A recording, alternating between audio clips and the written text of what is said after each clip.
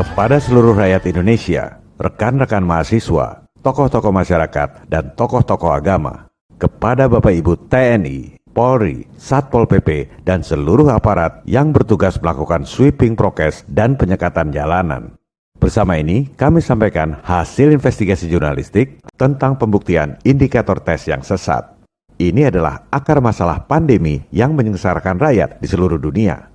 Kalau di dunia hukum dikenal istilah peradilan yang sesat, miscarriage of justice atau wrongful conviction. Bahasa Belandanya, rechtelijke dwaling. Terdakwa dihukum padahal nggak pernah melakukan tindak pidana. Contohnya kasus Sengkon dan Karta tahun 1977. Di dunia mafia medis global ada juga indikator tes yang sesat yang membuat pasien divonis terinfeksi COVID padahal tersangka virusnya tak pernah dibuktikan sebagai penyebab penyakit COVID. Dan ini sudah terjadi selama 37 tahun terakhir tanpa disadari oleh para pakar kesehatan.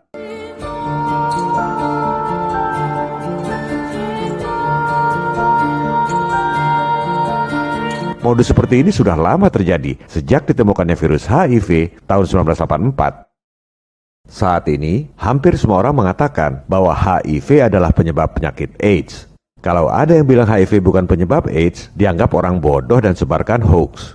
Padahal, penemu HIV dan pemenang Nobel, Profesor Luc Montagnier, mengatakan bahwa sebenarnya tak ada pembuktian ilmiah bahwa HIV itu adalah penyebab AIDS. Ini ada dokumennya. Ia mengatakan itu pada wawancara di Pasteur Institute tahun 1997. Yang tidak kita miliki dan selalu saya akui, apakah betul HIV itu penyebab AIDS? Siapa yang lebih ngerti HIV? Penemu HIV dan pemenang Nobel? Atau mayoritas dokter yang nggak pernah nemukan apa-apa?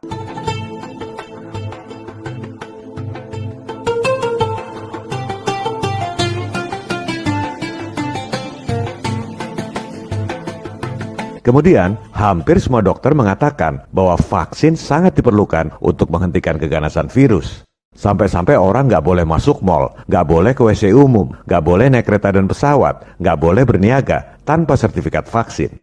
Sementara, penemu HIV yang katanya virus paling mengerikan dan selalu bermutasi seperti COVID, mengatakan bahwa vaksin adalah kesalahan besar, kesalahan sains dan kesalahan medis. Karena vaksin justru membuat varian-varian virus yang baru. C'est une énorme erreur, n'est-ce pas? C'est une erreur scientifique et une faute médicale, si on peut dire. Enfin, c'est inacceptable. Dans l'histoire, on en fera le bilan un jour de tout ça, n'est-ce pas? Car c'est effectivement la vaccination qui a créé les variants. Les nouveaux variants sont vraiment la production, la résultante des vaccinations.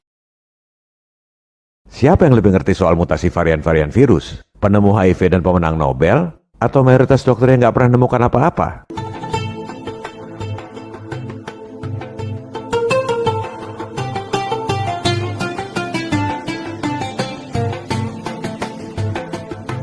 Hampir semua dokter di dunia mengatakan bahwa PCR adalah alat deteksi COVID yang paling akurat, bahkan disebut sebagai gold standard. Akibatnya, rakyat diuber-uber penguasa disuruh tes, masuk rumah sakit, kasih obat farmasi, kalau meninggal dikubur protokol COVID. Semua itu karena hasil tes.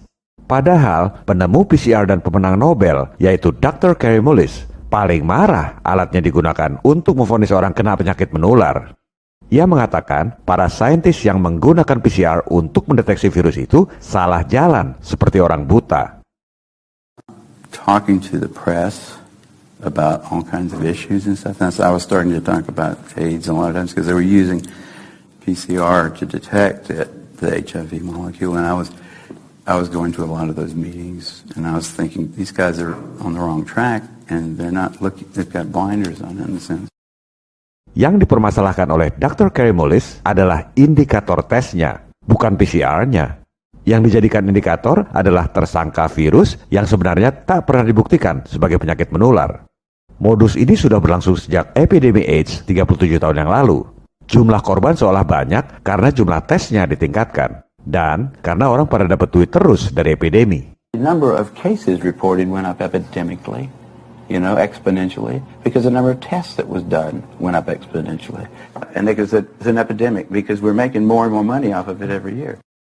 Siapa yang lebih ngerti PCR? Penemu PCR dan pemenang Nobel? Atau mayoritas dokter yang cuma diajarkan cara menggunakan PCR dan tak pernah membuat alat apa-apa?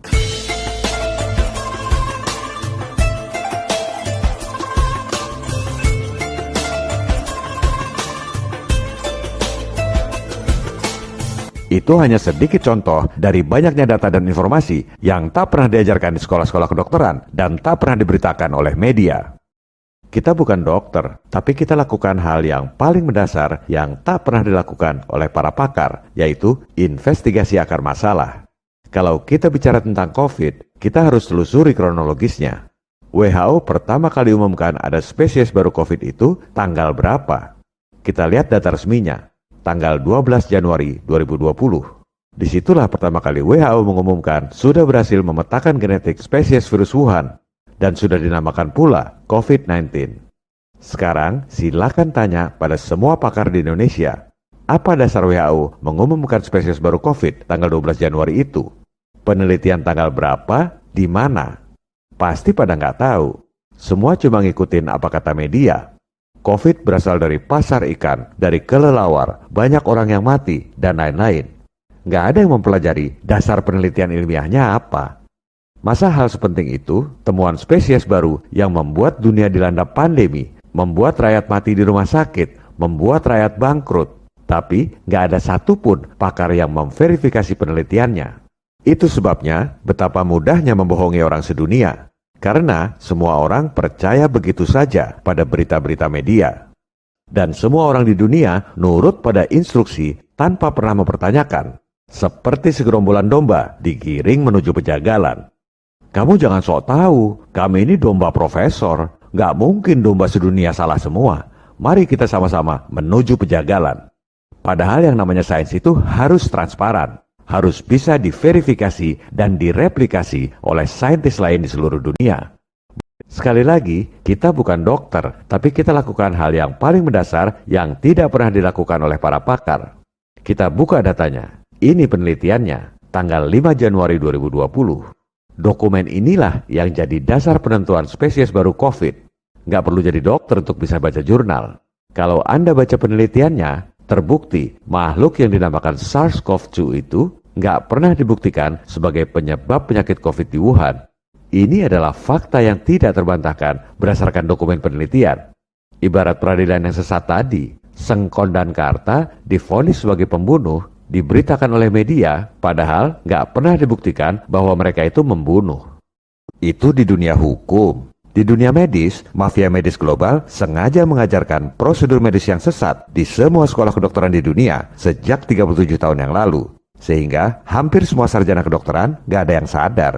Akibatnya sekarang ini, pasien divonis terinfeksi COVID, padahal tersangka virusnya tak pernah dibuktikan secara ilmiah sebagai penyebab penyakit COVID. Arah investigasi jurnalistik ini sesuai dengan pelajaran langka dari dua pemenang Nobel itu. Jumlah korban meningkat terus disebabkan peningkatan penggunaan alat tes yang indikatornya tak pernah dibuktikan secara ilmiah. Ini adalah hal yang sangat mendasar yang tak pernah dilakukan selama ini. Sebab, jika indikator tesnya terbukti salah, berarti data jumlah korban COVID salah semua. Data kematian COVID salah semua. Kebijakan prokes dan PPKM salah semua. Vaksin salah semua. Dan kita semua bebas dari pandemi sekarang juga tanpa memboroskan uang rakyat sepeser pun.